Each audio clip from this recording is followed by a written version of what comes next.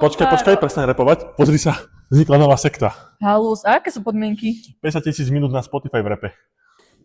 Áno, syn môj, počúvam. Potrebujem peniaze na intrak. Ale aké peniaze potrebuješ na intrak? Videl si, čo si kurva zdieľal? Že počúvaš? Ja ti nedám nič. Ale ja som ti kúpil Mercedes na Ale. No tak aspoň tam máš dobrý vkus. Čau. Aby počúval Luka Brasio, zasran jeden. Mám tu otázku, že koľko metrov má Mount Everest?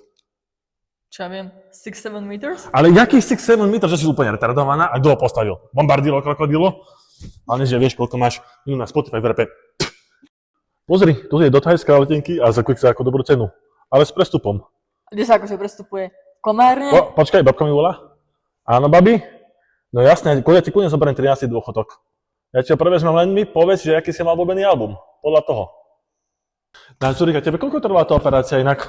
A vieš čo? Netrvalo to tak dlho, ale asi hodinu vyprával o tom, aké minúty na Spotify v repe. Ja tak to chápem, no.